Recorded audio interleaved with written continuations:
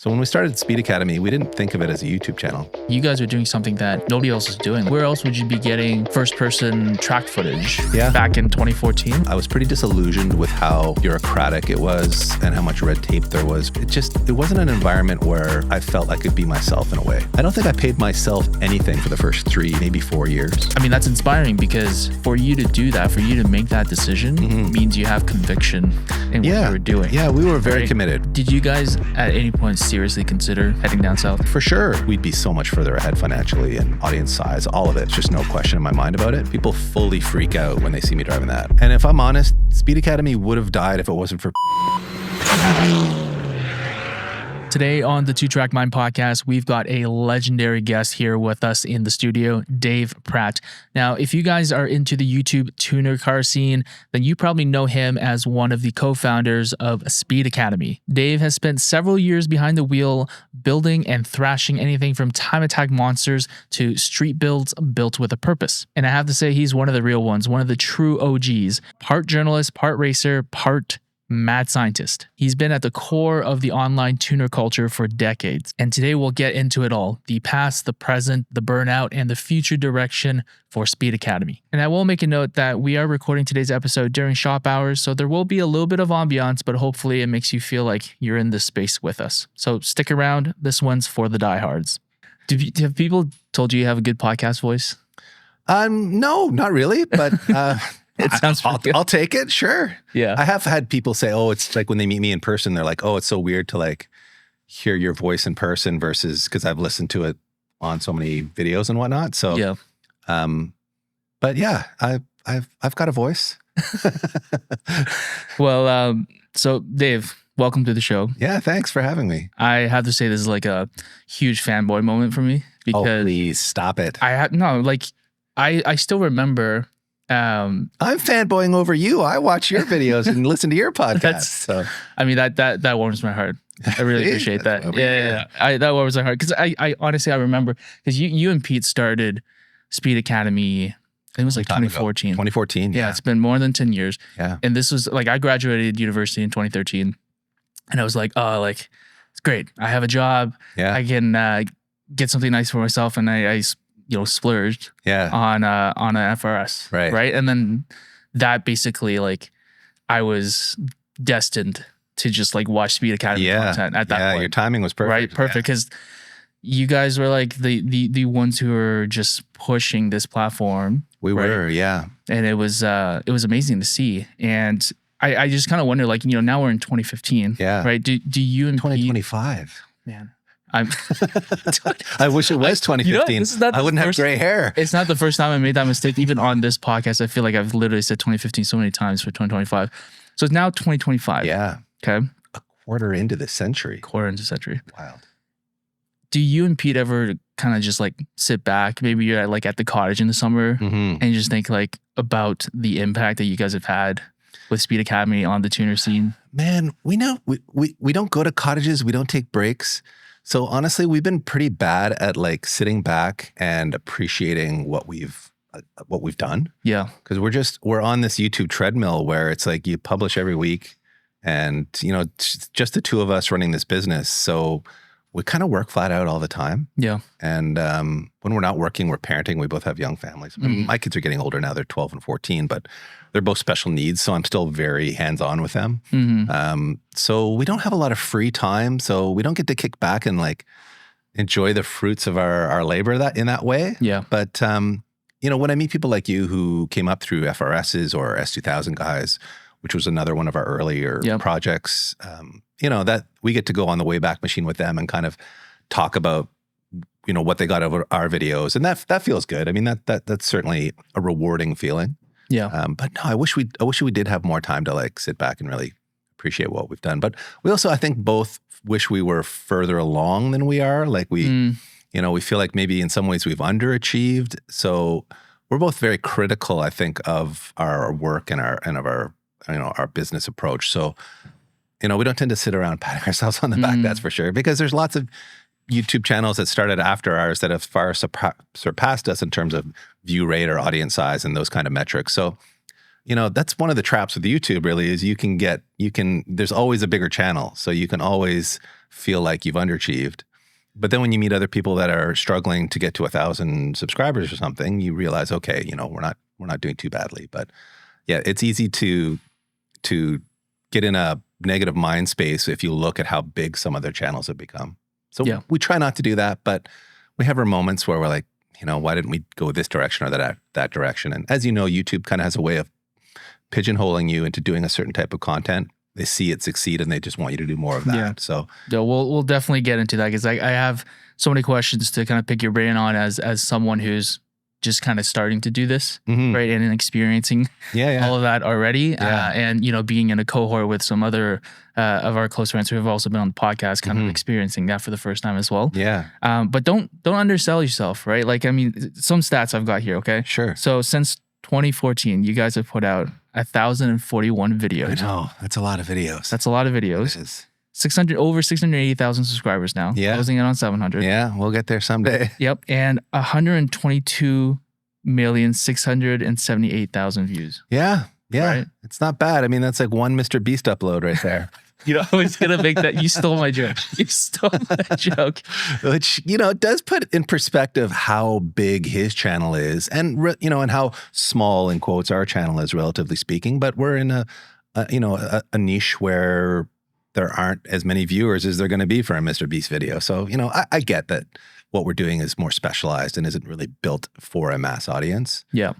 But it does put in perspective like where you are in the big picture of thing. And that's good. I have no problem with that. Yeah. We're making a living doing what we love. And at the end of the day, that's ultimately what Pete and I are about. Makes a ton of sense. Yeah. Makes a ton of sense. Yeah. So for this conversation, what I want to kind of unpack is, let's talk a little bit about the early days of Speed Academy. Sure. I know you've been on other podcasts as well, and I've listened to a bunch of them, right? Yeah. So I feel like I know bits and pieces of the story, but maybe I'll try to prod a little bit sure. Yeah. on areas that weren't covered as much. Then I would love to kind of talk about, and you've already started touching on a little bit of this, but it's just like, what does it take these days to do this for a living and all the lessons that you've kind of learned along the way and thinking about like what's coming up next. So I know right now you guys are in a big transition. We are. How you're thinking about the business, but before we jump into kind of talking about the early days, maybe just very quickly, how's 2025 been treating you so far? Well, 2025 has been a bit of a weird year for us because we've made this move. So it's really kind of put us behind the 8 ball in terms of video production. So we basically lost a month to the move.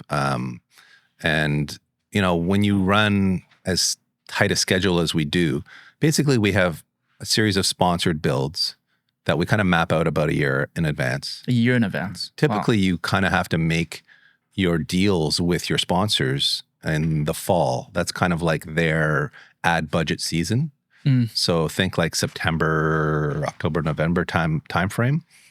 And so you've got to be making deals for the next year. That's their next fiscal year. They're going to spend their ad dollars in 2025 while you're talking to them in the last quarter of 2024. So we kind of have to map all that out. And you make commitments that you have to fulfill. And then when you make a move and it puts you behind by a month, that can make things a little stressful. So it has been a weird year for us where we published less than normal because of the move. We couldn't put videos out. So the channel's been pretty slow the last couple of months, but now that we're finally through the move, we're kind of back to business as usual. We're working on the STI now. Just put out a video of the engine build and we're going to do like a full build on that. It's a VA STI chassis. And then from there, we've got a whole series of builds planned for the rest of the year. So our year is mapped out and honestly, we're going to kind of be lucky to get it all done by the end of the year. If I'm honest, it's going to be a bit of a stressful year that way, but that just comes with the move, unfortunately. Yeah, no, I can totally appreciate that because I think sometimes like you want to make that, call it like capital infrastructure investment and making that weekly workflow a little bit more reasonable, but at the same time, you're always the YouTube machine is always telling you, no, you gotta give me a drip, give me a video this week, right? I remember I like watching that one of the latest videos, and Pete was saying like this is gonna make his commute that much better. To be able to go there, like that resonates so much, right? Where it's like you're trying to figure out how do I make it easier for our lives, right? To kind of continue to just go and to keep energized, right? Absolutely. And then really that's what motivated the move more than anything else was Pete needing to improve his commute situation. He lives in Etobicoke, and so that commute from Etobicoke to where our old shop is still in Stony Creek was just too difficult for him to manage. And so I live in Hamilton, so the Stony Creek commute was very easy for me, which worked well for 10 years for me. And it was, Pete didn't mind making that sacrifice to live closer to Toronto because that's kind of where his friends and family are. So yeah, that's really ultimately what motivated the move. But we also used that opportunity to think about like, okay, how can we repurpose the old shop? Yep. The rent's quite inexpensive there for 4,000 square feet. So we thought, okay, let's 4,000. Yeah, that's the dream. It's a good number. It's a really nice. it's a really nice space. Not gonna lie, the new shop's half that size. It's 2,000 square feet. So maybe similar to this space. Yeah, I think so. Yeah. And it's fine. Like we're gonna keep it quite tidy. We're not going to clutter it with a ton of cars or a ton of parts. All that will live at the old shop where we have tons of storage space. Yeah. So we can keep the place in Mississauga just purely as a studio workspace. And the old place will be car storage. And we're in the process of getting a dealer's license as well, which... Yeah. I know Enrique, the owner here at Driven, will definitely want to pick your brain on that topic. Not a fun one, man. No. But yeah, it's a long, difficult process. Yeah. But we're getting there. We're getting there. I've been at it for 6 months now. And I've been told by some people it takes up to a year to get through the process. Wow. It's wild. They do this like forensic analysis of your financial history. Like they go deep to the point where I just got an email from them asking me about certain deposits that I'd made in my checking account on December 27th. And I'm like, guys, think about it. December 27th, why would I have gotten a check for $5,000? It was a Christmas check from my parents. But that's how deep they're going on this. Yeah. They're looking for like money laundering. They're looking for anything suspicious. So, I mean, I don't blame them for doing that, but it's a pretty invasive process. Like if you are not the kind of person that are open to sharing your full financial history, you will not enjoy the OMVIC process. That's for sure. Yeah. But we're getting there. And, it will allow us to do some really good things for the business, like buy cars at wholesale. That's what everybody, like that's the thing that everyone has in their minds, like, oh, like I wish I could have that kind of access, right? Exactly. And that will really help us because we do, 10 to 12 builds a year. And if we can buy 10 to 12 cars a year at wholesale, it'll save us a ton of money. And I think it also will open some storytelling opportunities for us. Like if we find a car that has a story to tell on auction, it just makes for a more compelling build because, like you see on a lot of other YouTube channels where they start with crashed cars or, cars with weird histories. Yep. That will often draw people in and get them more invested in the story. Totally. So we hope that will be one of the benefits of the wholesale thing. And then obviously having a dealer plate will make driving a lot of our cars easier because right now we're insuring all our cars through like personal insurance, which is really difficult. Haggerty's been very helpful in terms of insuring a lot of the older stuff. But with anything more modern, we just have to put it on our personal insurance. And which is tough. It's who has 6 or 7 cars insured? Yeah. And I mean, OMVIC's asking us these questions now, like, why do you guys have so many cars? And how come this one's not insured and this one's not registered? And we're just... Can't you just send them a link to the YouTube channel? Pretty much. But they're pretty old school there. The person I'm dealing with there, I suspect is been there a long time, put it that way. Sure. So I'm not sure she really grasps the business that we're in, but I'm slowly working it out with her. So it's they have a 2-week turnaround time on communication. So when you send them information, they don't get back to you for at least two weeks. One email is like 20 different questions, and then maybe you get a response for the first 2. Exactly. And it's just on this constant 2-week turnaround time. So it's not fast, but we'll get there. Hey, I mean, it becomes a competitive moat.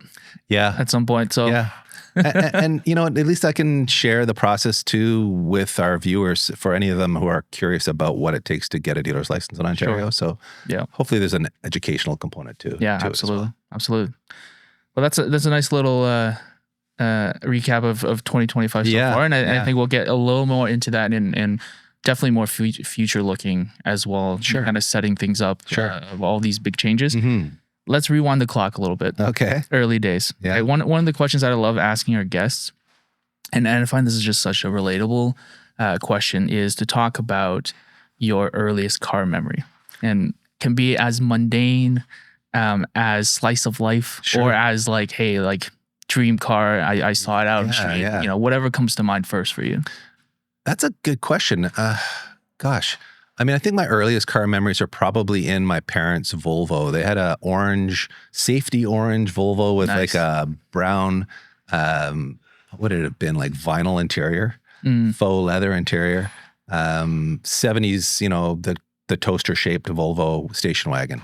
It was a manual, which was pretty cool now that I look back and think about, oh, my mom was ripping around in a manual Volvo station wagon. It's kind of cool. But yeah, I mean, I just remember sitting in the backseat of that car, like going to school or going to hockey practice or, doing all the normal things that kids do. And from there, like my dad was always a car guy. So he always had a project car in the garage. Yeah. So like I can remember him working on MGBs when I was really little, like 4 or 5, 6 years old. He was in the garage restoring old MGs. And then when I was a little bit older, like say 8, 9, 10, he bought a really rare car called a Bond to Keep, which was actually like a rebodied Triumph from the 70s that he restored, painted himself. He's an engineer, mechanical engineer, so very hands-on guy. So I grew up around a father who was in the garage tinkering on stuff. And then he got into Corvettes. So, I have lots of memories like going to autocrosses with him as a kid, watching him autocross, going for ride-alongs. So, I was raised in an environment where cars were very much a part of our life. My mom was not a car enthusiast, but she didn't get in the way of any of it. She didn't want me to go karting. I was dying to go like competitive karting as a kid. But she wasn't a big fan of that. I think she was just a nervous mom who was like worried about, getting hurt. Yeah. So she loved it when I played football. But yeah, I mean, those would be basically my earliest car memories would be some of that. But like part of the reason I built a 1977 Toyota Celica is that my grandmother had one when I was a kid. Wow. And I have memories of like riding in the back of that, going to the park when we were visiting them in Toronto. And I thought, wow, this is a really cool car. And I got a cool grandma. I was driving around in a Celica. So when that car became available through a buddy of mine in the States, I thought, oh, this would be really kind of a cool trip down memory lane for me. Plus, I had seen more modern, like resto mod versions of that car and thought, oh, that's just a beautiful looking car. So that was part of it too. But the nostalgia element certainly played into my decision to want to build that car. Yeah, it's a beautiful car, and I think it's just aged so well. The body lines are so unique. Yeah, it's pretty timeless. I mean, it's funny, in that era, Japan was really knocking off the American designs pretty hard. So it looks like a 8/10 scale Camaro, like a 69 Camaro. Yeah. Or the fastback version of it looks kind of like the Mustang from that era. So they were certainly heavily influenced by American design language, but the lines are beautiful. It's a cool little car, and people are blown away now when they see it on the street. Like, people fully freak out when they see me driving that. Yeah. Like I have people stopping traffic to ask me questions about it. It's kind of crazy the amount of, it's a little off-putting actually. Like people will try to like get you to pull over while you're driving so they can talk to you about the car. It's like, they're just like waving you. Oh yeah. Like, can you pull over? It's like, oh God, really? I'm trying to get somewhere. You can never really tell if that's like an aggressive, like, hey, you cut me off, pull over. Yeah. No, it talks some sense into you. It's startling. Now I'm kind of used to it, but it is startling when it happens the first few times. Yeah. That's, so, I mean, I think with a lot of our guests, there's always that kind of like a story with a parent or like a grandparent that's kind of planted the seed, if you will, right? Yeah. And definitely seems like with your father that was there for you for sure. So as you kind of growing up and going through schooling and whatnot, did cars or being an engineer or anything like that ever kind of come to mind for you as, hey, maybe I want to pursue this as a career, or was it more of a hobby or like a... No, it wasn't even a hobby for me. Like I knew it was my dad's hobby and I thought the autocrossing part of it was really cool. Yeah. I was super interested in driving. You really like just sitting around in the parking lot with him, right? Yeah, or going for ride-alongs. Like I liked the driving aspect of, like, all I wanted to do as a kid was get my driver's license and drive. Yeah. But actually working on the car wasn't that interesting to me. And being an engineer definitely wasn't really on my radar. Didn't like math. So, and I knew it was like a pretty math heavy career, having seen my dad sit at the dining room table doing math while he's working on stuff for work. So, no, I didn't really imagine myself becoming a mechanical engineer or like working in the auto industry. It was really just about driving and thinking cars looked cool. So, had I gone in a career path that was automotive, maybe I would have tried to go to like design school, something along those lines. Yep. And I did actually apply to the architecture program at Ottawa U coming out of high school. Didn't get in. Very competitive program. But that was sort of where my skill set and my interest lied more at that age. But as a teenager, I started to drive with my dad at autocrosses locally in Ottawa. And actually, we even went to like motorsport lapping days a few times when I was a teenager. He had a C3 Corvette with like a built motor in it. He thought it made 500 horsepower. It did not make 500 horsepower. Because then when I got a first-gen Eagle Talon, it was faster than his Corvette. So he's like, oh, maybe my car doesn't make that much power. We took it to the drag strip once, and it only did like a 15. So we were like, this engine is... Yeah, I might need to rethink the numbers on that one. It sounded like it made 500 horsepower. Sure. Yeah. But it did not make that much power. But anyway, I had a lot of fun autocrossing that car as a teenager. And that's really where my interest in like grassroots types of motorsports really was born. Yeah. And, you know, after university, after my undergrad, I sort of took a bit of a break from that because I went on to do like a master's and a PhD, although I didn't actually finish the PhD for reasons we can talk about if you want to. But so I took a bit of a break in that time frame from really doing anything automotive related. Yeah. But then while I was doing my PhD, I kind of got the bug again to start autocrossing. So I bought a... Do you remember who planted the bug in your ear to nobody planted it. It was, the bug was there from my younger days of autocrossing with my dad. Yeah. Just something about, I don't know, that time of my life, I wanted to do something motorsports again. And I'm not sure where that came from. Yeah. I didn't have any friends that were doing it. So I bought a Honda Prelude, a 5th gen Honda Prelude. I wanted to buy a Type R, but they didn't have any at the dealership. And I was so impatient, I just bought the Prelude instead, which worked out fine. I actually really enjoyed the Prelude. It was a really good car. And that H22 motor is like way underrated. It's really a strong engine.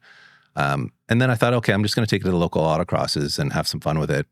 I found a local Honda club called HATA. It was the Honda Acura Drivers Association, which is what HATA stood for. But really, it was a motorsports club of guys that were autocrossing and doing time attack together, all in Hondas. And once I connected with that club, I just was like all in. I was like autocrossing or time attacking every weekend for like the next 10 years with that core group of guys from that club. So yeah, that I kind of found my tribe in that group of guys there, and learned how to work on cars with them. Like, you know, the first coilover kit I ever installed was with those guys. The first engine swap I ever did was with those guys. You know, the first time attack event I ever did was with those guys. So that was really where it all kind of got serious, where the addiction really kicked in, was then. And I started actually writing for some local motorsports magazines at that time as well. Just because I was competing so much and those magazines needed content. They were sort of asking the organizers, hey, do you know anyone who could provide a bit of content? And they said, oh, Dave's doing a PhD. He must be good at writing.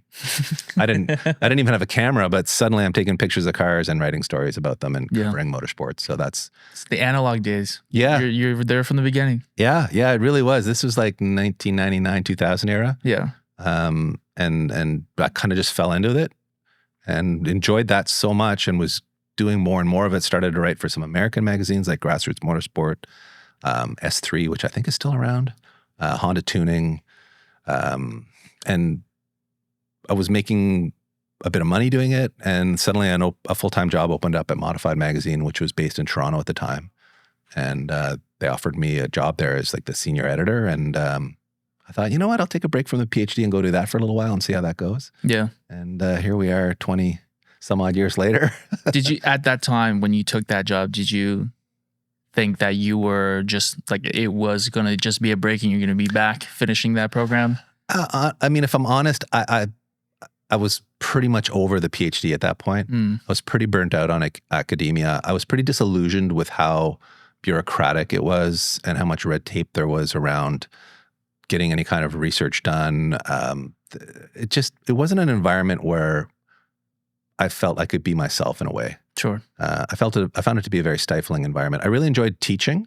And I got to teach a lot of undergrad courses while doing my PhD, and I enjoyed that a lot. What field were you in? Anthropology, which is, it's kind of, it's not automotive related in any way. Yeah. But it's a field I really enjoyed studying as an undergrad. And my master's degree was actually in the human biology department at University of Guelph, but they had like a forensic specialist there who was an anthropologist.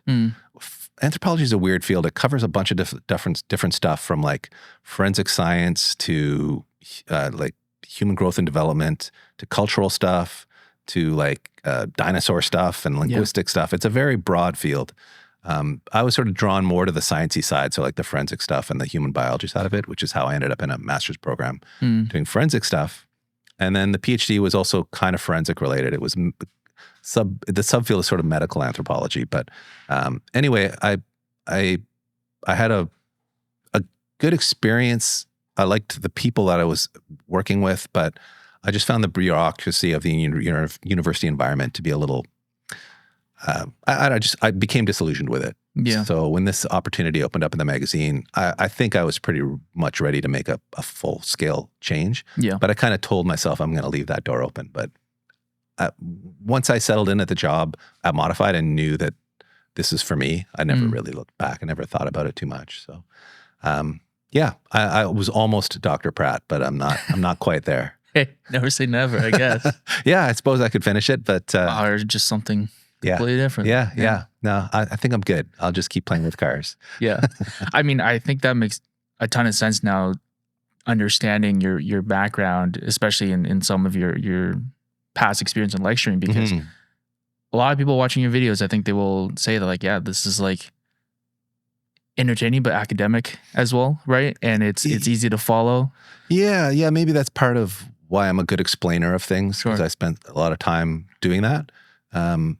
We don't do as much explainer type content as we did early on. Sure. We're kind of just a build channel these days, but right. But we still try to. If the topic isn't about educating on a specific topic, I think you just sprinkle it in. Yeah, try to in every part of the build. For sure. It's not just like glossing over. It's like, everything went in perfectly, and we don't have to talk about why certain things are a certain way. For sure. We want to keep it real in terms of like what are the struggles involved in working on cars, and we also want to explain to people why we're using the parts we're using and how they might, improve performance, and also what compromises might be involved in it. Like oftentimes when you're improving performance in one area, you're losing performance in other areas. Yeah. So we try to be as open about that as we can, for sure. Yeah.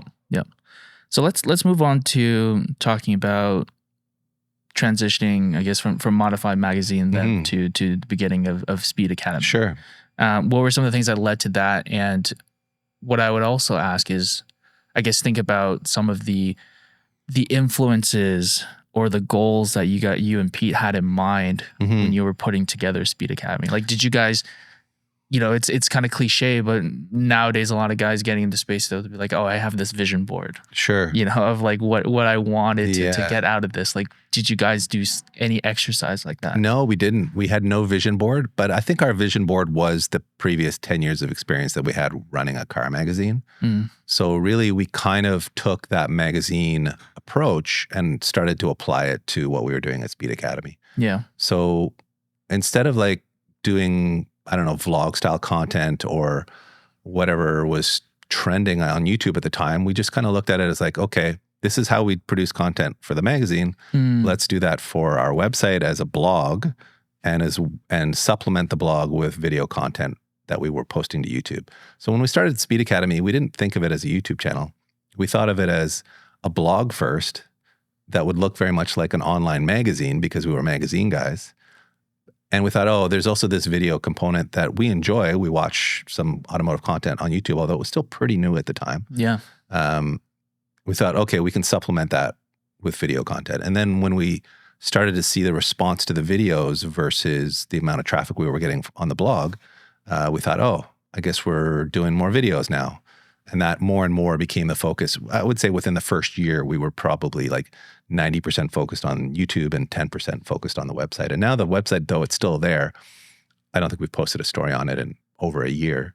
So it's just there for the old evergreen content that's on there about how to do swap X, Y, or Z. Right. But it's not really a part of what we do anymore. Just kind of a bummer because I miss writing. But, the YouTube's a hungry monster and we've got to keep feeding it. Gotta keep feeding it. Yeah, so no vision board, but, there were other channels that sort of showed us the way, like Mighty Car Mods comes to mind as a channel that I watched. Really from their very early days, even though they were kind of like further, they were more newbie-ish than I was at that point in my life. I still enjoyed watching young guys discovering their passion for cars and building cars in their home driveway the way they were. Yeah. So even though I wasn't learning anything per se from their channel, I still enjoyed just watching two guys having fun playing with cars. Yeah. And there were, what was some of the other early stuff back then? Like there was the Motor Trend stuff. There was that channel out in New York. What were they called? Was it Drive? I think they were called the Drive Channel. Yeah. So it was like Alex Roy and Matt Ferris. Dashes, the dashes. Yeah. That's what I remember. Yeah. There was that channel. So, there was early content there, but it certainly wasn't anywhere close to what it is now. Yeah. That's for sure. Completely flooded. It has changed radically in a decade. Radically. That's for sure. Yeah. When you guys started Speed Academy, jumping in, it was like, do or die. This is full time. Yeah. Immediately from the get-go. Immediately from the get-go. Right. Yeah. So the magazine got shut down, I think in very early 2014. Yeah. So the company that owned Modified also owned Motor Trend and Import Tuner and Super Street and Honda Tuning and Turbo. And they owned like probably 90% of the car magazine market at that time. Yeah. Terribly run company. Yeah. That changed ownerships a lot of times because they were so poorly run. And every time the new owners would come in, they would run it even worse than the previous owners. I mean, that's just like it's a classic story. Private equity cycles, right? Look at what's happening right now with channels being bought up. Yeah, right. Exactly. So, very much like same that. Play again. Very much like that. So yeah, seeing what's happened with Hoonigan and some of the other channels is very reminiscent of what we saw happening at this big company. Yeah. So when Modified got closed, we had opportunities to keep working in the industry. Peter got offered a job at Motor Trend because he was living in California at the time and they really liked him. So he could have easily stayed out there. But he's got two brothers back here and I think he just wanted to move home. Yeah. And I could have gone a little bit. Yeah, exactly. He just wanted to be closer to family. And I could have gone and worked at Auto Guide where I was doing a lot of freelancing as basically like a new car reviewer. Mm-hmm. So I could have gone down that traditional like automotive journalist route pretty easily. Yeah. But ultimately, Pete and I loved what we were doing at Modified, and we thought, you know what, let's see if we can do this. So he moved home, and we started Speed Academy. Worked full time on it, really from day one. Yeah, and that surprises some people because I think a lot of people look at YouTube and think it's like a hobby for people. Yeah. Don't quit your day job. Yeah, that's common advice, right? And honestly, we made very little money for the first few years. Like we did. Luckily, we had really good connections from the magazine, so we had a few companies that did sponsor us from day one, like Turn 14 Distribution and Spec Clutch and AEM and a few of the others. And that was just purely based on relationships that we had built with those companies at Modified. So, and we also had a deal done with Toyota Canada to take the FRS to Targa, Newfoundland. Yeah, great series. And that was supposed to be in Modified magazine. Yeah. And so that contract just transferred over to what you guys. They could have said, sorry guys, but they were very understanding about it, and they said, okay, let's do this on YouTube. Yeah. And so all credit to Vin and Leland and the people at Toyota Canada that really gave us that chance to do that. And the budget they gave us was reasonable, but we spent every penny of it building that car and going to Targa, Newfoundland. So we made no money doing that. And the other stuff we were all doing out of our pockets, like the S2000 build was 100% out of our pocket because we really didn't have much revenue coming in yet. Yeah. A little bit from Turn 14 and Spec and AEM, but it was like, not even barely enough to pay the rent, let alone pay ourselves or anything like that. So I don't think I paid myself anything for the first 3, maybe 4 years. Yeah. Pete, we were paying as much as we could from day one because he didn't really have any other sources of income. I had a wife still do have a wife with a good government job. Yeah.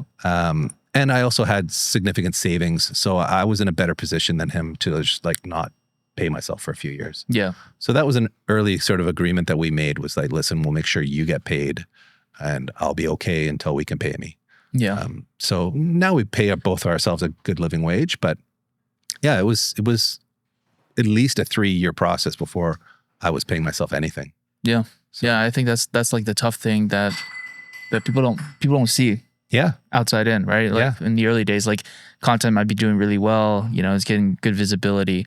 But the reality is you got to keep reinvesting. But I mean, that's inspiring because for you to do that, for you to make that decision means you have conviction in what you were doing. Yeah, we were very committed for sure. And I'm not going to lie and say it was easy because it wasn't. There were times where it was really stressful for both of us. And, we didn't know how to run a business. we were content producers, but we weren't businessmen. Right. So like figuring out accounting and finding a good accountant, figuring out how to manage the money that we did have coming in a way that was acceptable to both of us. Sure. Those things took time, but eventually we figured out a process that worked. And once we kind of got to that point, we got over that hump, it got easier and easier. But it's like anything else with business, you need experience to get better at it. And so we just put in the time and figured out how to make money, how to negotiate a better deal, how to position our content in a way that's appealing to potential sponsors. And I think that's an important fact, actually, for a lot of potential YouTubers to realize, is that the money that we made in the first 5 years was almost all outside of YouTube. Yep. So the revenue produced by YouTube early on was pennies.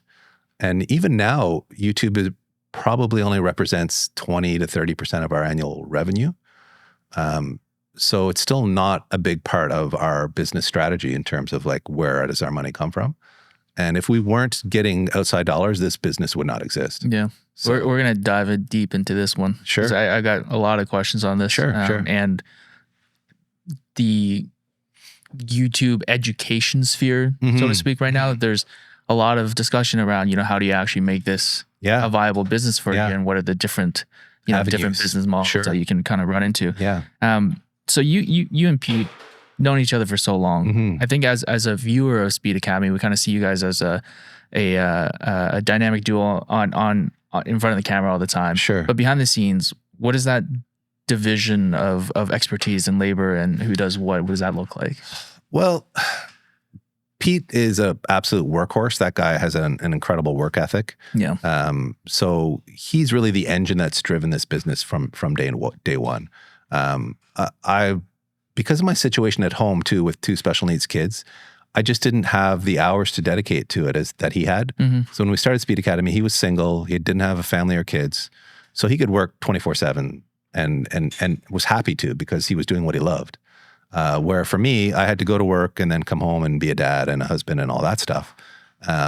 So the division of labor early on was certainly skewed heavily in his direction, and it still is to some extent. Yeah. But as my kids grew a little older, I could put more time in, and I still work evenings and weekends. Like when my kids are playing, I'm sending emails for work, or I'm editing a video, or I'm, thinking about a next build. It's when you run your own business, you're never really not working, if you know what I mean. Yeah. I know it too well. But my wife can always tell. She's looking at me, like, "Where's your mind at?" Right, that 1,000-foot stare. Yeah. No, it's all encompassing, and that's, I think, just the nature of the beast. If you run your own business, I think anyone who runs their own business would tell you the same thing. Yeah. But in terms of like the day-to-day like division of labor, I mean, we're obviously both in the shop together. We're both taking turns with camera or wrenching. We're rarely on camera together because there's just the two of us. Yeah. We could do more like locked off on a tripod shots than we do. And we certainly have people asking us to do more of that. But in terms of our workflow, it's just easier to have one guy on the camera and one guy on the wrench. And then, Pete does most of the editing because he's really efficient at it. And he has more time, frankly, to do it than I do. So, but there are certain series, like I've edited all the Celica videos. I edited a lot of the track-based stuff. I used to do more editing earlier on because we were publishing 3 times a week early on. So there was just a lot more editing to be done. So I used to do a lot of editing. Well, not a lot, but I would do, say, a third of the editing early on. Now that we're down to 1 video a week, he edits all of those. Right, okay. Other than, if I do a track review or if I do something Celica related, I tend to do those edits just because I enjoy them. And I kind of have my own style, if you want to call it that people, I think, enjoy in the Celica series. But in general, Pete's the editor. And then, we both do a lot of business development stuff behind the scenes, whether it's communicating with Continental Tire or Valvoline or, emailing companies for parts. Yeah. That we both do a lot of that. And, because we plan our year out ahead of time, we kind of know what needs to get done there. So yeah, that's more or less how the division of labor looks these days. Yeah. I think my background is in business, right? I've probably a little bit too much education in business. I did undergrad business, did an MBA. And during my MBA, we did personally just kind of got stuck into the entrepreneurship ecosystem there. And, everyone's talking about, hey, you want to start a business? Your chances of success is much greater when you have someone else, a partner in crime, right? Yeah. And I think it's just like, that's kind of the reality of it, is like a lot of times when people think about like two people, it's like, it's kind of hard to find, like you don't want a clone of yourself, right? Absolutely. You don't want to clone yourself. So you got to find something that complements you. And I think it's also very mature when you think about like, it's going to be lopsided at times. Yeah. But when you said all that stuff, it resonates with me so much as well, because I've got a 2-year-old home. Mm-hmm. We've got another kid on the way. Yeah. Wow. Summer. Oh, congrats. And trying to do this content business, and I'm just like jealous of, obviously, again, outside looking in, looking at all these other YouTubers, you always look at the biggest, right? You look at someone like Adam LZ. I know, it's wild, but he's just like 24/7. Oh, it's insane. Eats, sleeps, breathes. Making content. He lives on his compound. Like it's so it seems like it's so easy for him. To just pick up the camera, or somebody else pick up the camera and just like record. Right. Obviously, there's some key person risk in his business, but he's already diversified that so much with all the other businesses he's running. But I just look at that and I was like, it's just so easy for me to be envious. Oh, that, right? I mean, it's natural to look at that and think, oh, wouldn't that be nice? Yeah. But realistically, like, that's a 1 in a million thing. Like the success he's had is well earned. He's worked his tail off for it, and he's a very smart guy. He's a good businessman, and he makes great content. And but it's still kind of lightning in a bottle to get where he has. For sure. So, it's like looking at a Hollywood actor and thinking, oh, wouldn't that be fun? Yeah, well, sure it would be. But, it takes a lot of confluence of luck and ability and, right place at right time. There's so many factors that play into success at that level that I think it's not something you can really set out to replicate. You can certainly try, but very difficult to find yourself in his shoes. From my perspective, it's kind of like, man, it's kind of like dreaming about being a Hollywood star at this point. That's how big or Cletus and those guys have gotten. But they also have the advantage of being in the American market, where it is the biggest market in the world, and so the growth opportunities, the business opportunities, are all right in front of them. Did you guys at any point seriously consider heading down south? For sure, because all of our major sponsors are American. One of our biggest business expenses every year is just bringing parts across the border. So if we were there, like, that's all money saved, and just the opportunities that present themselves when you're down there.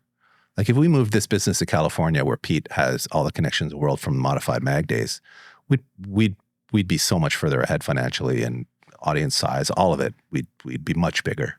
It's just no question in my mind about it. But it's not easy just to uproot your family and move them to the States. My wife has family here. She has a good job here.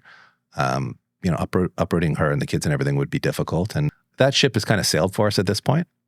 We still have, fantasies of maybe having a shop in somewhere warm for the winter and then back here for the summer, kind of, snowbirding YouTubers. But realistically, we are where we are, and that's fine. But being in the smaller Canadian market is certainly, I think, limited how quickly we can grow and how big an audience we can reach and how many deals we can do, because the marketing dollars up here are smaller.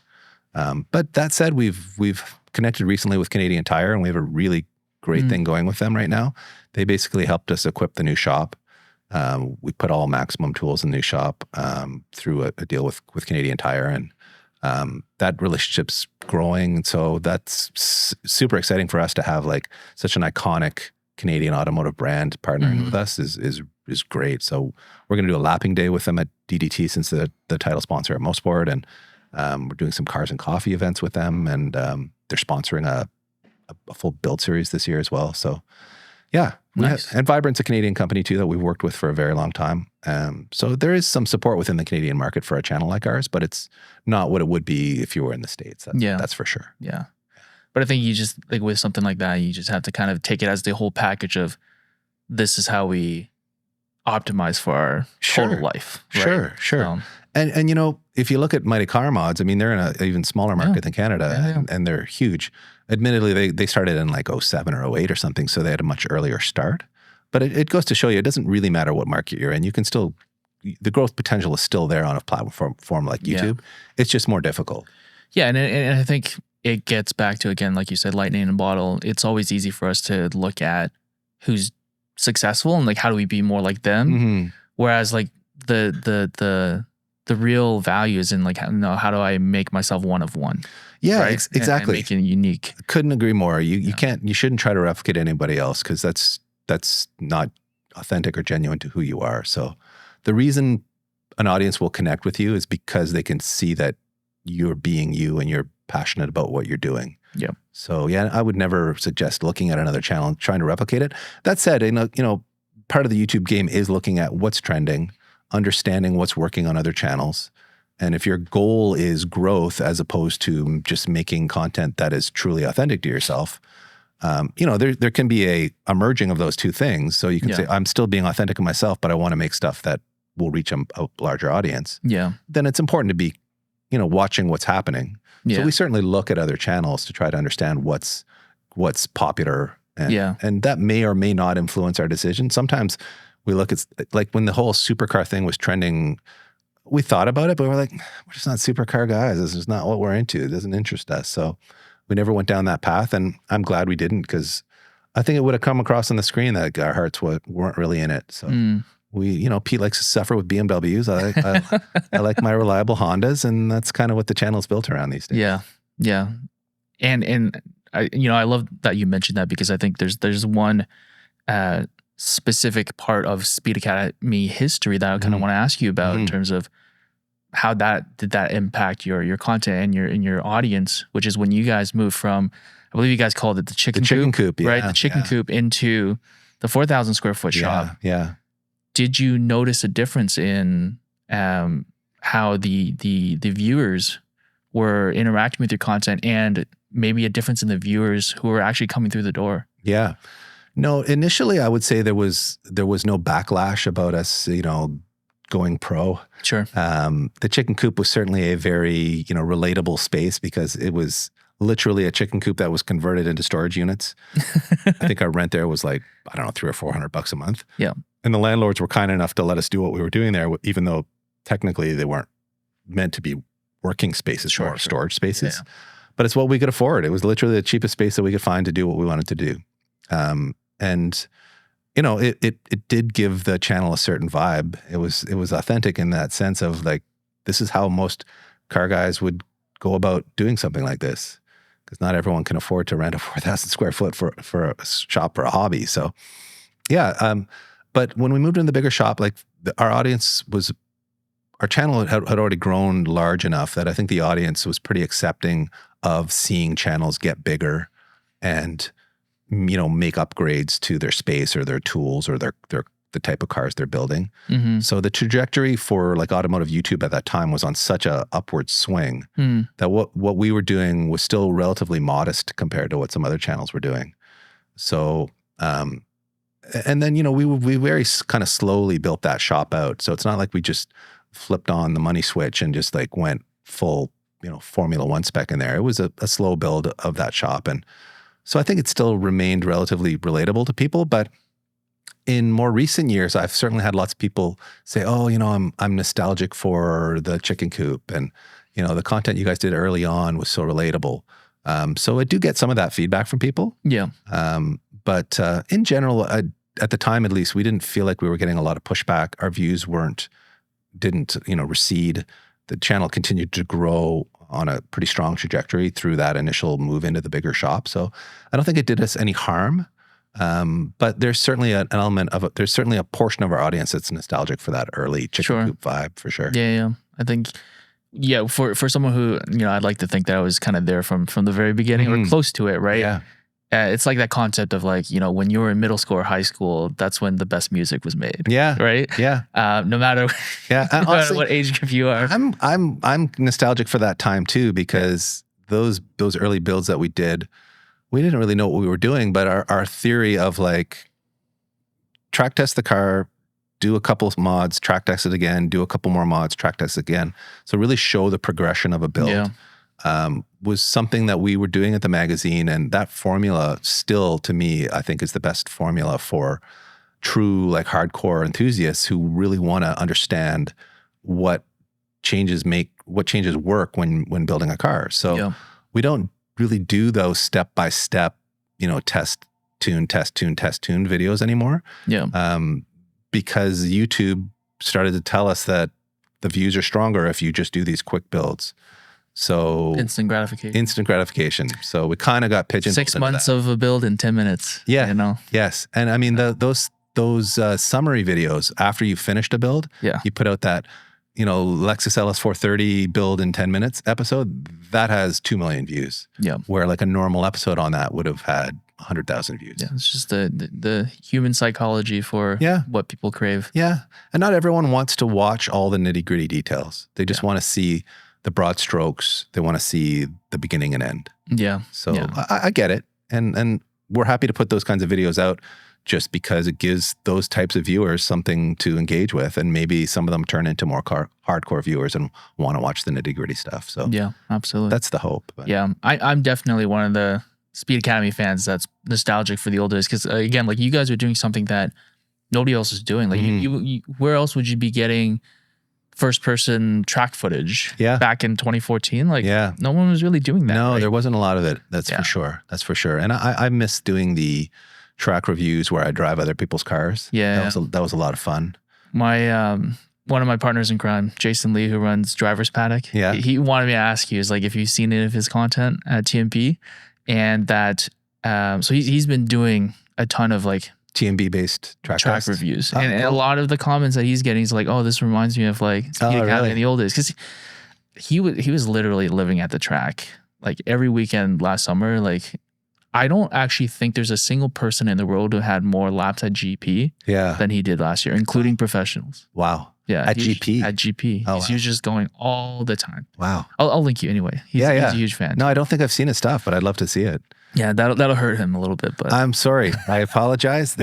I honestly don't have a lot of time to consume a lot of content. But you watch my stuff, so it's okay. I do, but it's the Vin fam connection. That's what it is. Yeah. If I don't have Vin, then I can't. He dragged me into your world, and I'm here now. So, no, I'd look forward to seeing that track content though. And we still do some of it, but it's certainly not as central to the channel as it was in the early days. Yeah. And we have lots of early subscribers like yourself who are asking for more of that. Yeah. And believe me, we'd love to give it to you. It's just at the end of the day, there's only so many hours in the day. So we have to make choices about what kind of content to produce. And since this is a business, we have to produce content that connects most with our sponsors and with the mass audience. On that note, what do you think of, so I've been deep in like kind of learning from like, I don't know, so-called like YouTube gurus and stuff like that. Yeah. Like kind of talking about the macro scene and all the trends with the algorithm. There's this phrase that is being passed around, which is subscribers are dead. Yeah. Does that resonate with you and what you guys are experiencing and how you're thinking about content? Yeah, it does. I think the subscriber number is certainly not as important as it was, 5 years ago when talking to sponsors, they wanted to know how many subscribers you have. Now they want to know, how many views do you get on a video on average, and what's the engagement like? And so those metrics have become far more important than the subscriber number. Plus, as you know, like the way people consume content on YouTube now is not so much driven by what channels they've subscribed to. It's more about suggested views. And to get into the suggested view, machine, you have to have good views within the first 24 to 48 hours. So to do that, you need like super clickable thumbnails. You need like a really strong opening. Obviously, having a solid foundation of subscribers or regular viewers helps, because those are generally the people that watch the video in the first 24 hours. So like we have like 40,000 guys that'll watch everything the first day. And then how it goes from there really depends on how well the video connects with a broader, less invested audience. Yep. Typically our videos will, trickle up to the 100,000 number on average, but sometimes they'll blow up because it's a popular platform or the way we positioned it, connected with people. the algorithm liked it for whatever reason. But for sure, subscribers is a less important number. We don't really think about the subscriber number anymore. We just think about view rate and retention. Yep. The longer you keep people watching the videos, the more ads get fed and the more money you make. So retention matters a lot now. Yeah. For sure. Yeah. If you were able to just, screw the algorithm, forget it, and you didn't have to worry about money coming in. Oh, we think about this one all the time, right? It's a dream. It is a dream. It is the dream. What content would you be making more of? Well, I mean, I would very happily go back to that early format of test and tune and test and tune and test and tune, because that's really where my interests lie, and that's the kind of content I enjoy making the most. And I also think it's frankly the most educational. So even though it may not get the most views, I enjoy putting content out there that is of value to people that like me who want to go faster at the racetrack. So it would be a combination of that type of content as well as more long-term, in-depth builds. So no, the quick bolt-on builds really don't interest me that much because we've done 1,000 of them now. Yeah. So, I'd love to restore like a 240Z, build a cool motor for it, fully restore it like I did with my Celica. I really enjoyed that process a lot. And we've done some pretty deep dives on some other chassis. Like our Evo 6, we completely stripped down to a bare chassis, built a motor for it, restored everything to like factory fresh underneath. That I really enjoy. I really enjoy like the restoration plus the modification process of a car. So, I'd love to take like a first gen NSX and like fully restore it, put a high revving NA motor in it with ITBs. And that's sort of like the dream for me, is to do those in-depth builds as well as the sort of like iterative track focused performance builds. Yeah. Yeah. It seems to me like, again, along the same lines of like how much control the algorithm has and it's forcing people to think about their business model. Mm-hmm. What I've also kind of seen is there's kind of like almost like two ends of the spectrum in the YouTube game where people do it full time. One end is the content is the product. Yeah. Right. And I think a lot of channels, when you first get started, like that's kind of how you're thinking, right? Like people are going to enjoy what I'm making and then we're going to, connect with our audience and whatnot. And then the other side is YouTube is lead generation. Right. For another business where that's where you actually make your margin. Sure. Right. So you've kind of already said that, like, YouTube is a smaller part of your overall revenue when you look at the year. I'm kind of curious where you think, like, if that was the spectrum, where's kind of Speed Academy today and where are you guys headed? That's a good question. I mean, I think our business is sort of going through a bit of a transition right now where we're adding this dealership in and this car storage side of things. So we'll see how those play out and how they might, alter our overall business strategy. But for the most part, I think we're still very focused on, the YouTube side of our business, since that's really what generates all the revenue for us. Yeah. So, we're kind of a mature channel in the sense that we have well-established partnerships now with a lot of big brands. And those big brands are really what drive the revenue for our channel.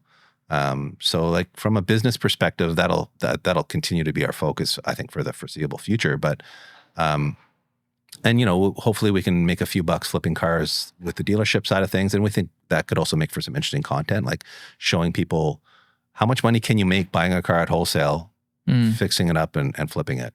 Yeah. That's a very different type of content than we've produced before, but I think it's still something that all car guys have thought about. Yeah. Oh, I could look at this car on Facebook. It's cheap. I could buy this and flip it for a profit. I mean, that's like a meme now, right? It like is. All car guys are just late at night flipping through Marketplace, setting low balls. Exactly. Yeah. So we might follow that out a little bit on that side of things. But ultimately, I think we're in a fairly consistent, year over year financially, the business is trended in the right direction. So I don't think we're looking to make any like big changes. But like we just talked about, I do hope that we can get to a point where we can start to do more content that's just purely based off of our own preference and not built around what's the most financially viable. Yeah. But for now, it's still a business, and we still have to think in those terms. Yeah. So yeah, I don't know if that really answers your question or not. No, it does. I mean,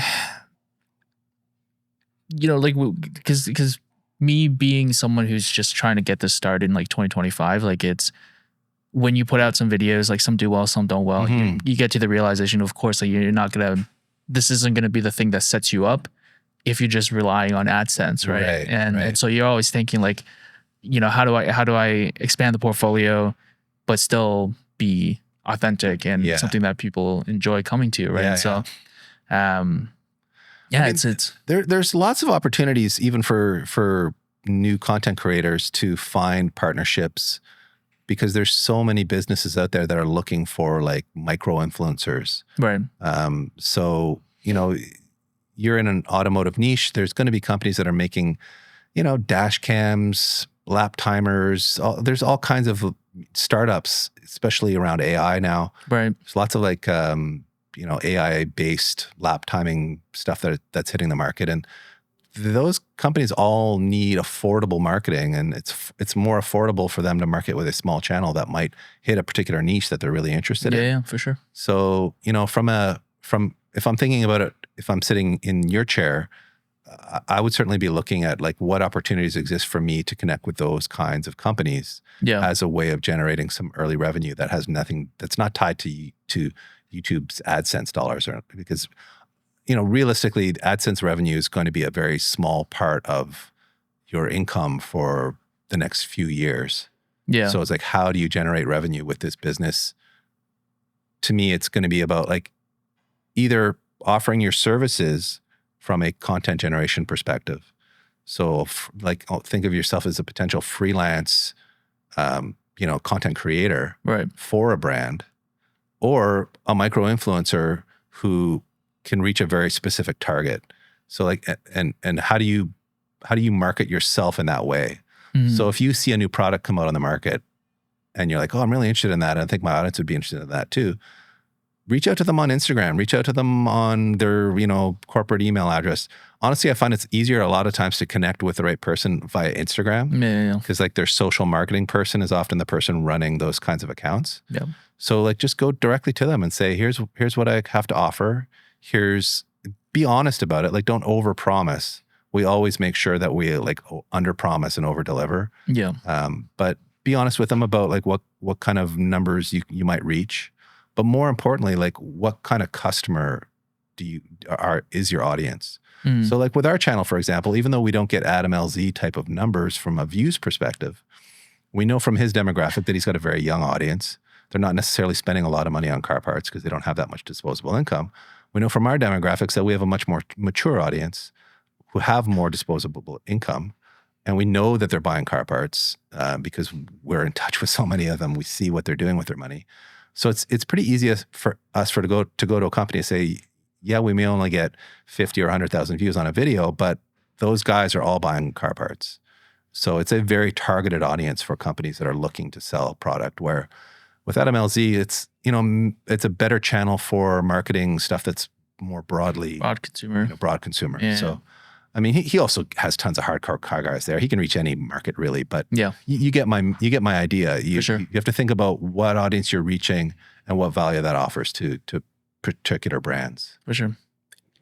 Any other advice on this topic of like, if you were starting in 2025 that come to mind that you would give?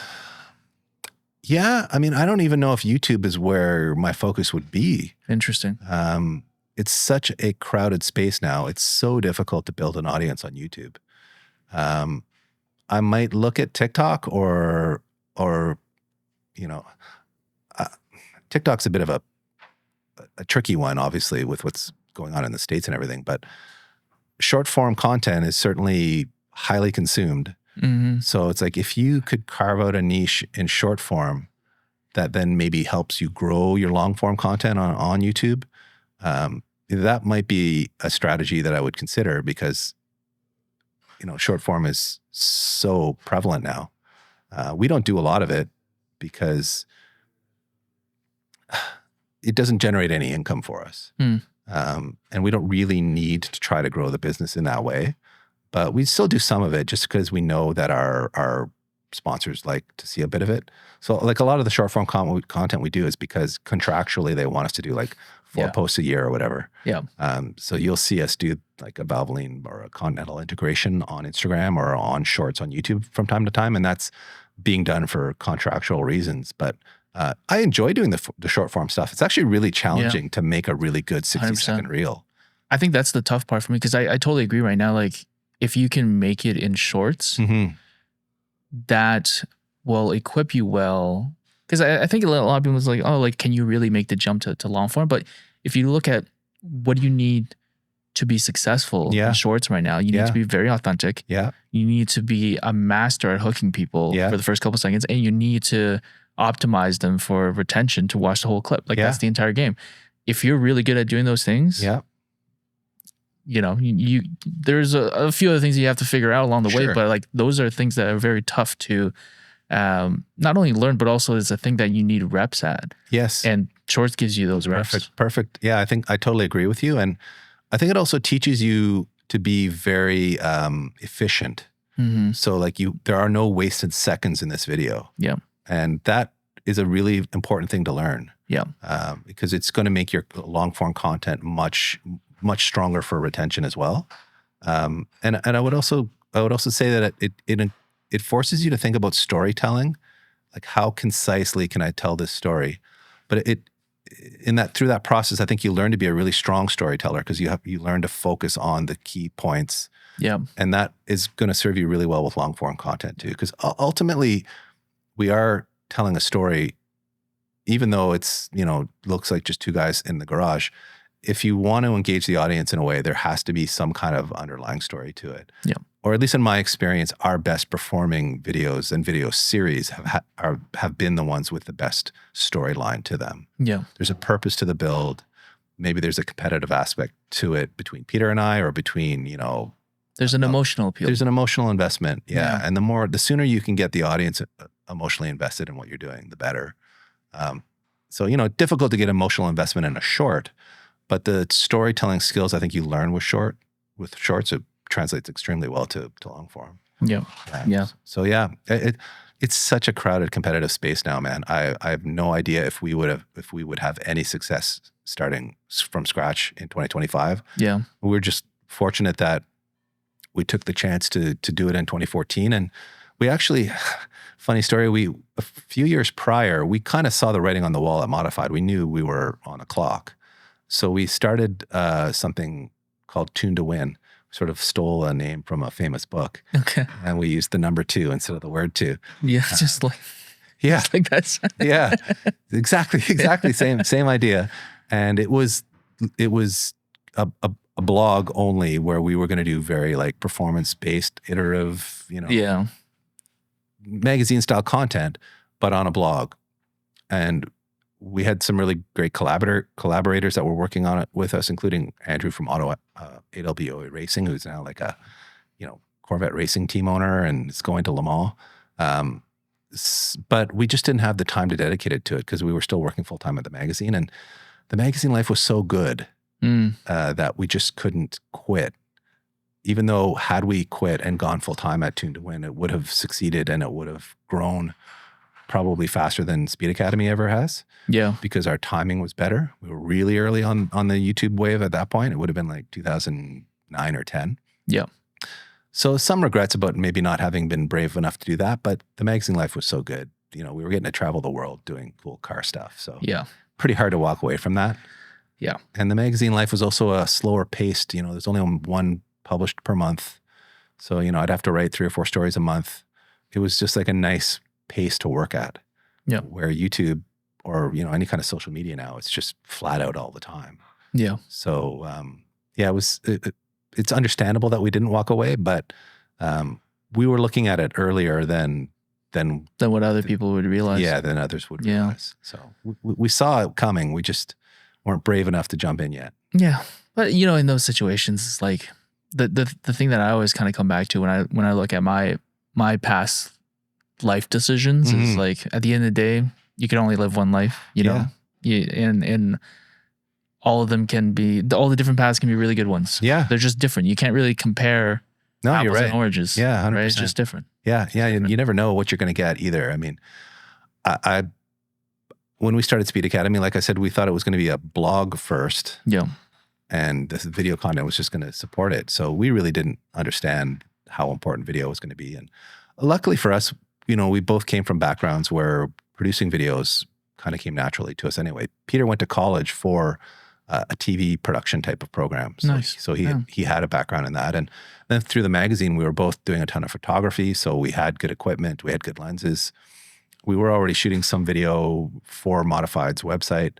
So it was a pretty easy transition for us technically because we already had a background in a lot of these skills. And then obviously we had a background in content producing for the magazine. So really we just kind of repurposed our skill set to the digital space. And it's what needed to be done anyway to survive in this world, in this automotive world. So we were pretty well equipped to do it, where a lot of people who start out don't necessarily have any background in video, haven't spent, a decade or more building cars. So it's a pretty steep learning curve, and you're doing some of that on camera. Yeah. And that can be great. Like, people will enjoy going on that ride with you if they get invested early. But it can be a daunting task to figure it all out early on, I would imagine anyway. I do have one question that hopefully doesn't raise any like PTSD in you, but Okay. I am curious, like, because you guys have been doing this since 2014. Yeah. Was there ever a moment where the two of you kind of, looked at each other and said, you know what, maybe it's time to hang them up? To hang it up, yeah. Not really. Pete and I are both really stubborn. We're not quitters. Yeah. So we never had a conversation about quitting. We had some hard conversations early on about like the financial side of things. Sure. But we were, we'd known each other for over a decade already. So there were really no conversations that we couldn't have that we couldn't figure out. So really the only struggles were the early years where we weren't making much money and trying to figure out how to make that work. Yeah. But once we kind of got over the hump with that, the channel grew quick enough that it always kept us invested. Mm-hmm. So like I would describe the growth trajectory of Speed Academy as like just enough to keep enough to keep us doing it. Just enough hope. It's just enough. So I'd say, I don't know if this was YouTube's trap. And I honestly do think that there is sort of a trap with YouTube where when a channel starts to grow, they will feed that channel into the suggested views to help it grow to the point where, okay, this person's now making a living, and we can just like turn the dial back a little bit. They're lifers now. Yeah, that's interesting. Because we do see like new channels being promoted more aggressively by YouTube because they need new creators. Yeah. They need new talent. Yeah. And so, in my opinion, the older channels like ours kind of get put on cruise control, and the new channels get promoted more aggressively.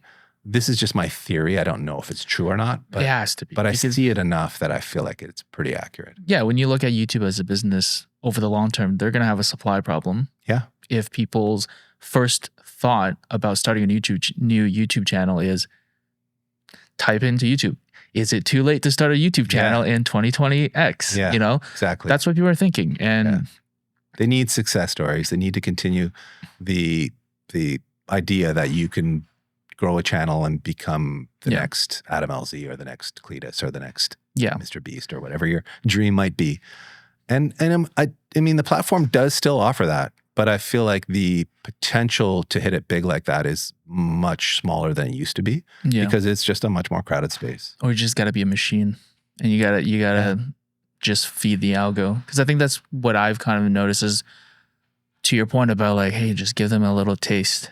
Yeah. Right. Like when I built this space, I made a video about it, and that's like the one video that's like blown up in the channel. It's got like 200,000 views, and it's like, oh man, like I just need to do that again. Do that again, yeah. And since then I've been trying, but like I know like some of the stuff I'm doing for this 86 build, the market is going to be small for that, but I need to do it because I want to build this car. And so I'm just making the content along the way.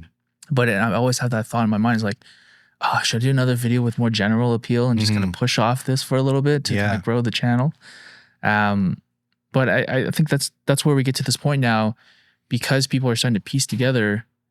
You know, the way that I describe it to my other friends asking me is like, oh, like, how are you enjoying making content, stuff like that? And I tell them is like, it's interesting because interesting is such a weak word. It's fun.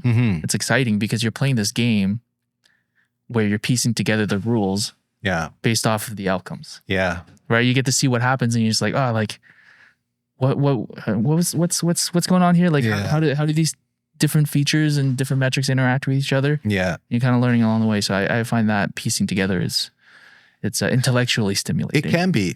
It can also be a bit of a trap though. I mean, the metrics that you get on YouTube they go pretty deep, but it's still difficult to make sense of in terms of like, why did this video connect or why didn't this video connect? Yep.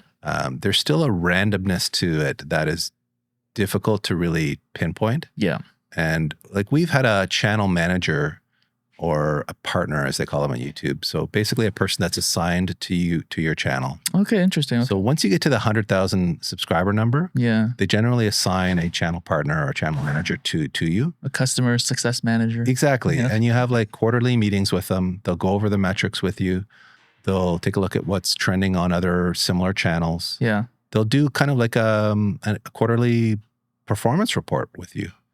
And they'll also like try to encourage you to use new features. Yeah. You know, obviously they want us to push shorts, or they want us to push memberships, or, you know, do more live uploads. So when they're launching new features, they want people to use it. So they're encouraging you to do that. But there's definitely an element of them just like trying to give you honest feedback of where you're at. Yeah. And, you know, that's a useful and valuable process. And it's nice having somebody at YouTube you can actually like ask questions and you know, go to if there's a problem. But at the end of the day, I don't think it's really moved the needle for us in any meaningful way, because the content we create is so sort of specific that unless we were to completely reinvent ourselves and go in a totally different direction, I don't think our numbers would move dramatically anyway. So it's like we're just so entrenched now in the system. Yeah. And we have such a sort of long-standing subscriber base and viewership that this is just kind of where we're at.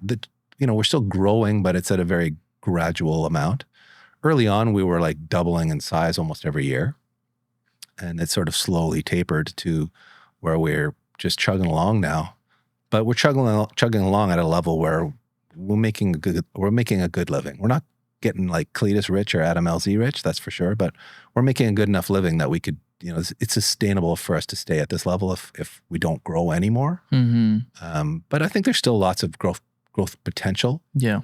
But if we really wanted to try to like ramp growth up, we would have to make a big pivot. Yeah. And I don't really know how we do that at this point. Yeah. I mean, when you look at the first principles of this, is that there are only so many people in the world. Yeah. And there are only so many people in the world that are going to be interested in what you're producing. Yeah.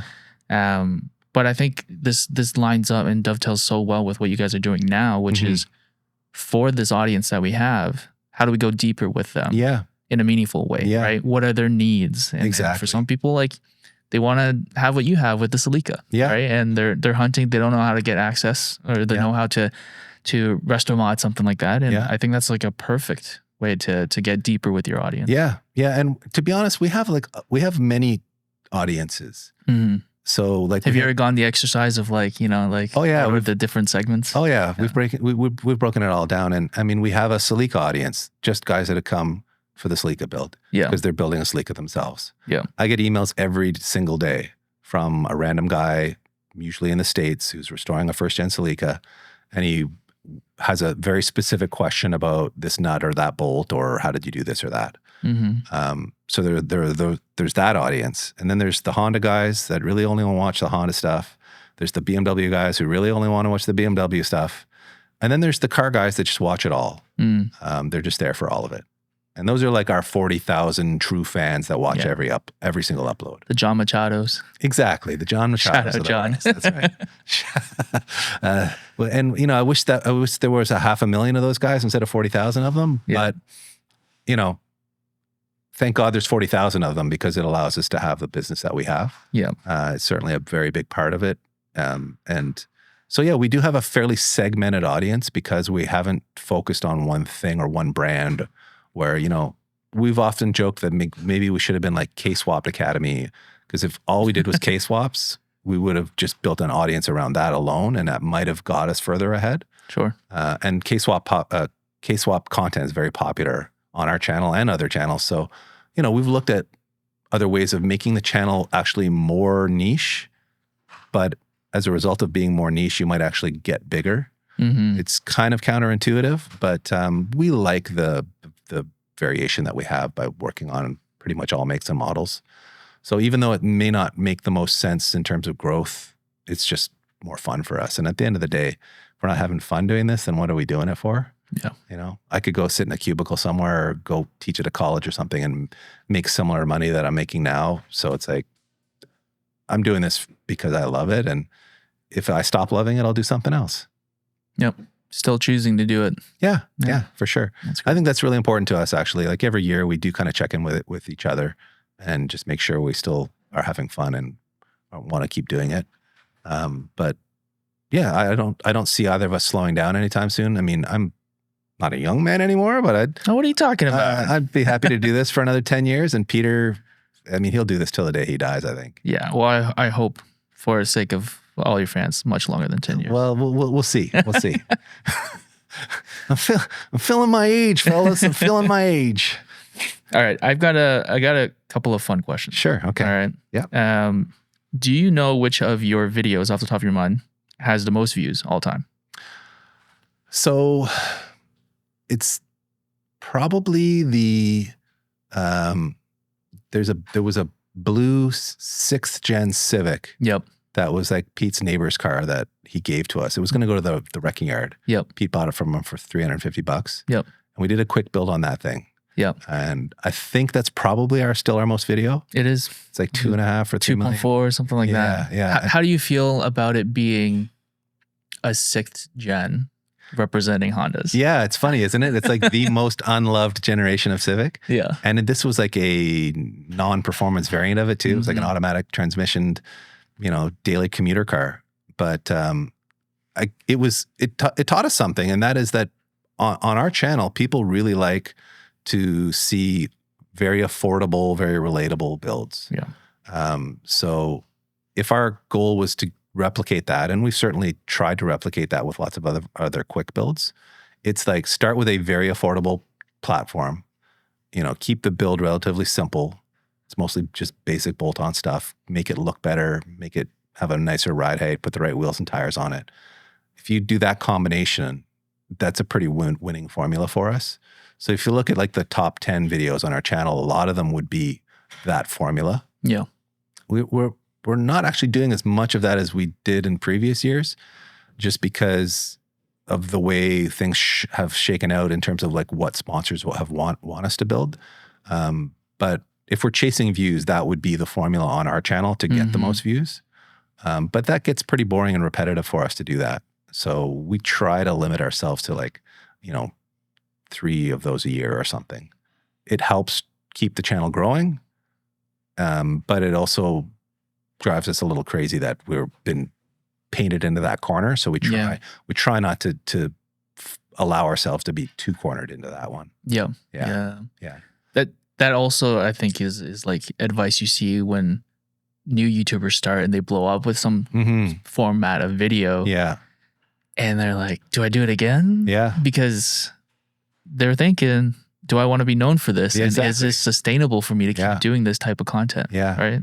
Yeah, that's the struggle with the algorithm. It certainly will identify what you're best at and want you to do more and more of that. Yeah. But like in chatting with, say, Ben from Gears and Gasoline about this subject, it's something all YouTubers kind of talk to each other about. Yeah. We all. You guys have a secret Discord? No, we just message each other on IG or whatever. But Ben's mindset on it, tall Ben, Asian Ben's mindset on it when we spoke about it last was like, you know what? If you do what you love and you really are proud of the content you're putting out, it's easy for them to say they got 1.5 million subscribers, but your audience is more likely to connect with it anyway. So like he's very much of the mindset of do what you love first, do it really well, do it in a way that is a little bit different than anybody else if you can. And that's probably your best path in terms of balancing the business side and the personal side, the fulfillment side, the enjoyment side. So, even for a channel of their size, they're still thinking about doing what they love first, which is still what Pete and I think about first, really. Totally. One of the mantras that I have, I've worked in a lot of small teams, and what I usually tell people is work on the things today that make you want to come back tomorrow and do it again. Yeah. Because when you're a 1-person, 2-person, 3-person team, business dies when you stop showing up to work. Yeah, that's true. What it is. Very true.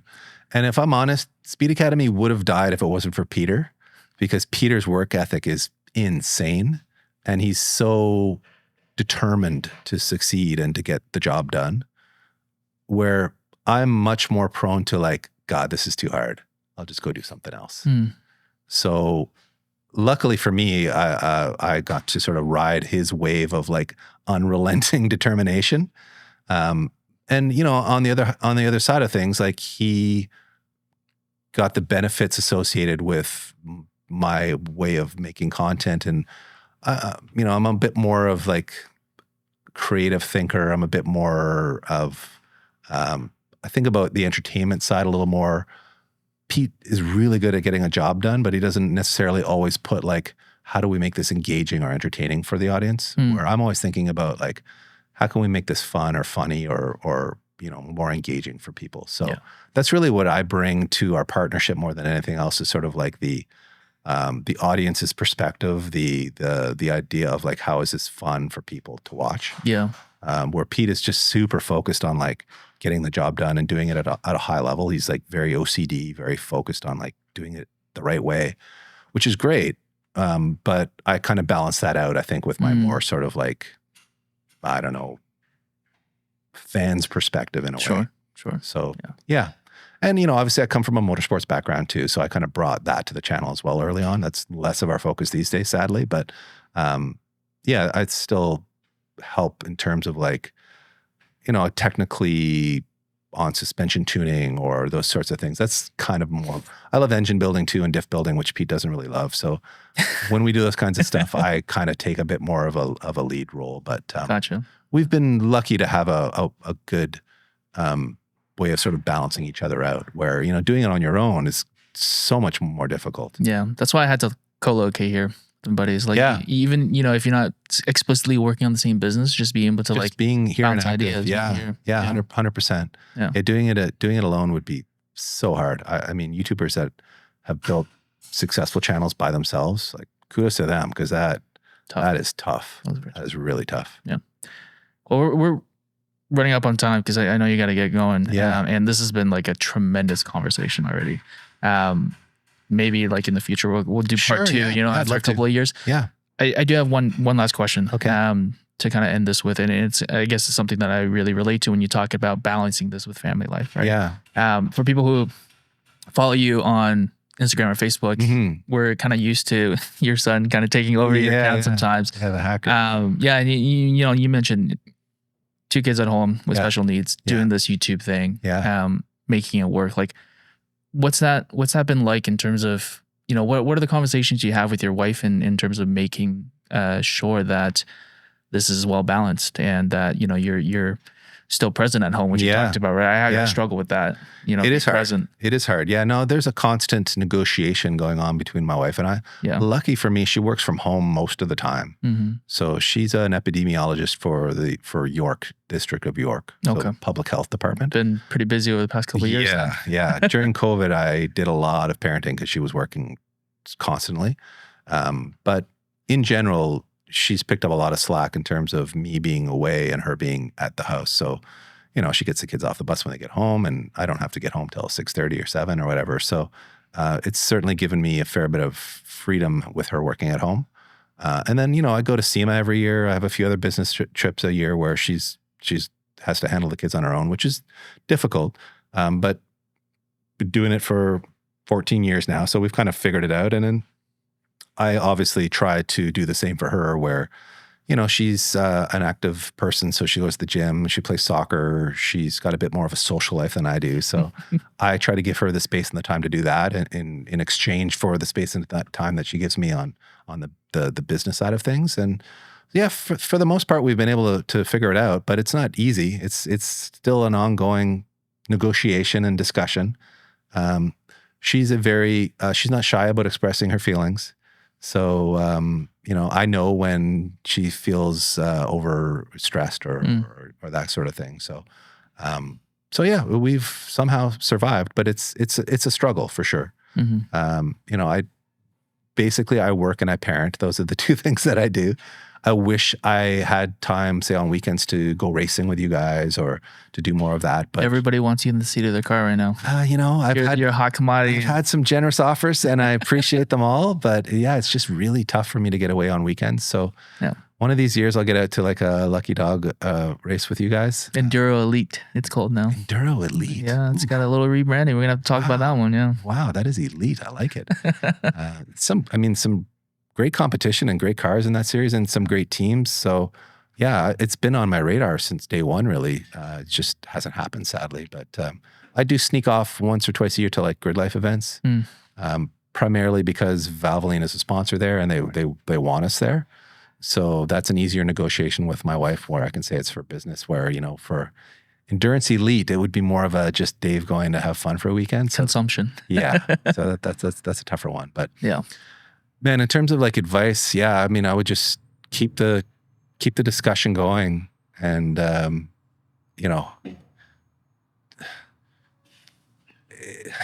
don't know how to put it, but I would just say, family is always the most important thing. Mm-hmm. So if I ever had to make a decision between family and work, I've always defaulted to family because that's just the way I'm wired. It's the way I was raised.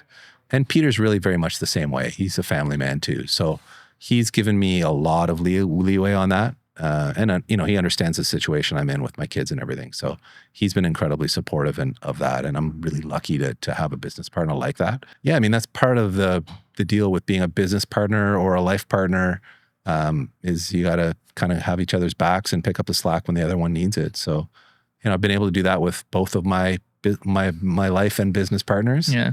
But your wife and your work wife. Yeah, exactly. Yeah. That's really how it goes down.